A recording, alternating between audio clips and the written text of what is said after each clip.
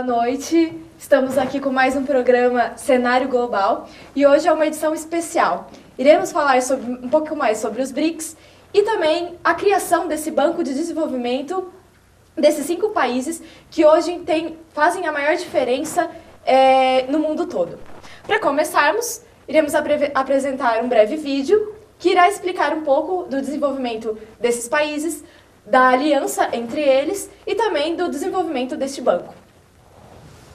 Em julho deste ano, no encontro da cúpula dos líderes dos BRICS, grupo de países emergentes formado por Brasil, Rússia, Índia, China e África do Sul, foi formalizada a criação do Banco de Desenvolvimento dos BRICS. Com um capital inicial de 100 bilhões de dólares, o Banco de Desenvolvimento foi criado para o financiamento de investimentos em países em desenvolvimento, uma vez que as economias apresentam alto grau de desenvolvimento e pretendem continuar assim. Além disso, organizou-se também um arranjo contingente de reservas, um fundo para momentos de crise. A ideia é que este contingente de reservas conceda linhas de crédito aos países que possivelmente sofram dificuldades em seus balanços de pagamentos. A ideia do Banco do Desenvolvimento dos BRICS surgiu após a constatação pelos membros do grupo de que dificilmente haveria mudanças ou reformas na forma de atuação das instituições financeiras internacionais que concedem financiamento aos países, como o Fundo Monetário Internacional, o FMI. O projeto, então, vem sendo discutido desde 2012 e no ano passado, os 5 países dos BRICS já haviam dado sinal de que a iniciativa iria acontecer. O Banco de Desenvolvimento funcionará com presidência rotativa de um período de 1 ano. Assim, cada país membro do bloco poderá assumir a presidência do banco. O desafio agora do Banco de Desenvolvimento dos BRICS é realmente conseguir promover o desenvolvimento não apenas entre os membros do grupo, mas também entre os países em desenvolvimento. Bom, então agora, para começarmos o debate, vou apresentar as convidadas aqui presentes.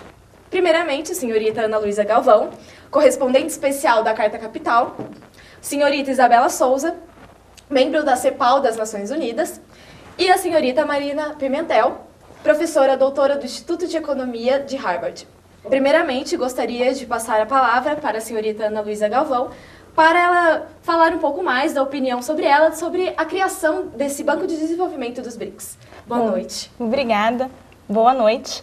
Bom, a criação deste Banco de Desenvolvimento dos BRICS na verdade, um pouco do início do fim de tudo aquilo que foi acordado, tanto em Bretton Woods quanto no Consenso de Washington.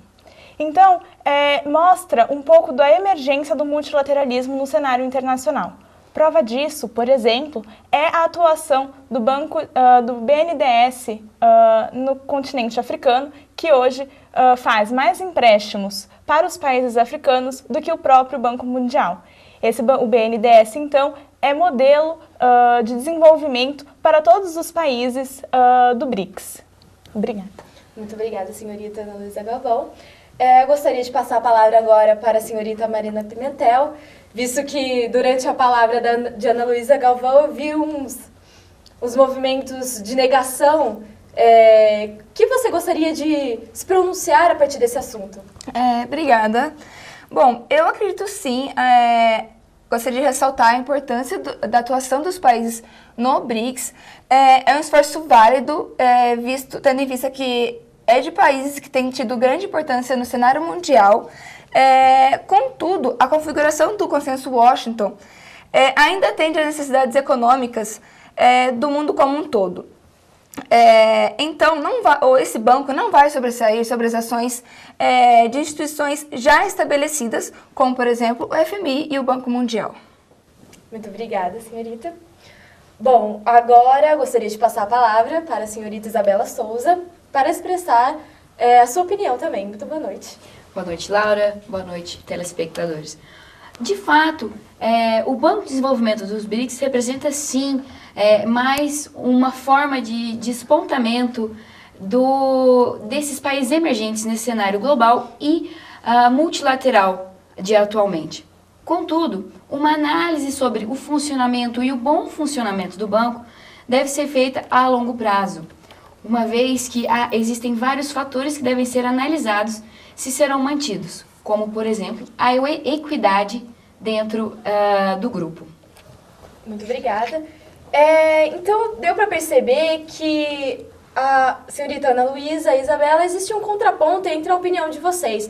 Gostaria de saber agora da senhorita Ana Luísa, qual a sua opinião sobre essa equidade entre os 5 países dos BRICS e como essa equidade atrapalharia ou não a construção, o desenvolvimento, a continuidade desse banco em relação a esses 5 países?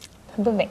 Bom, os BRICS, em todas as decisões que eles tomam, 5 países, eles tomam decisões de forma bastante democrática. Mais uma vez, a fim de ilustrar esse consenso que existe entre os países, no momento em que eles foram escolher onde seria o centro administrativo desse Banco de Desenvolvimento, houve um consenso. Ainda que o Brasil propusesse que São Paulo fosse o lugar ideal e que a Índia propusesse Mumbai, eles todos concordaram que Xangai, na verdade, seria o melhor local, visto que no futuro não tão distante, Xangai seria um centro financeiro tanto na Europa quanto na Ásia.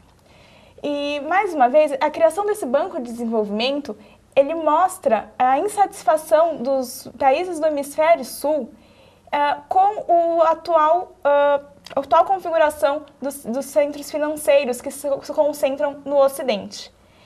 E o Banco de Desenvolvimento, então, mais uma vez, acho que é muito importante reforçar, ele mostra o fim dessa configuração do cassino capitalista que hoje é o que se dá no cenário internacional.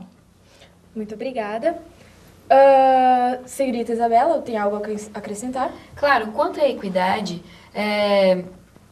devemos então fazer uma observação a longo prazo, como eu já coloquei antes, uma vez que existem alguns fatores de tomada de decisão dentro do grupo que não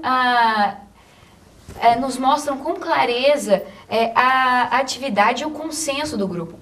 Por exemplo, sobre a presidência desse banco. Sabemos que foi escolhido que esse banco terá uma presidência anual que será dividida entre todos os países membros. Contudo, a presidência, a Índia, no seu papel dentro do banco, quis sim ter essa primeira presidência do banco, nesse primeiro ano de funcionamento. E o Brasil, a partir desse ponto, para que o programa não acabasse ali, ele teve que ceder ao posicionamento da Índia e aceitar a presidência da Índia.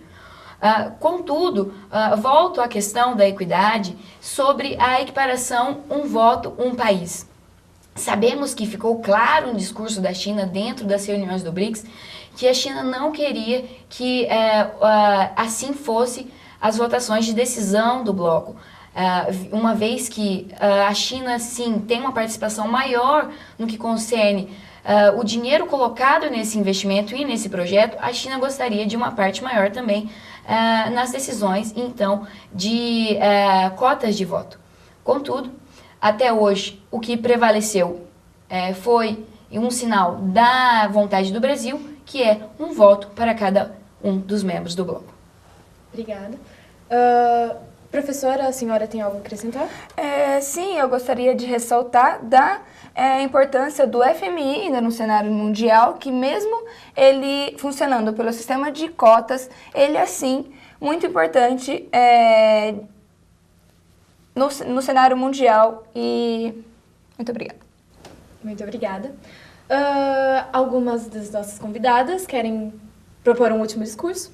Bom, eu gostaria, se vocês me permitem, me pronunciar no sentido de que, mais uma vez, a atual configuração não satisfaz mais os países em desenvolvimento, o Hemisfério Sul. O Banco Mundial e o Fundo Monetário Internacional não atendem mais às necessidades desses países. Caso, por exemplo, a minha preocupação é com o desenvolvimento dos países africanos. Caso o Banco de Desenvolvimento dos BRICS consiga, dentro de 5 ou 10 anos, acelerar esses processos de industrialização dos países africanos, ele se mostrará muito mais eficiente do que o Banco Mundial foi nos últimos anos. Obrigada. Muito obrigada. Bom, então vamos chegando ao final deste programa.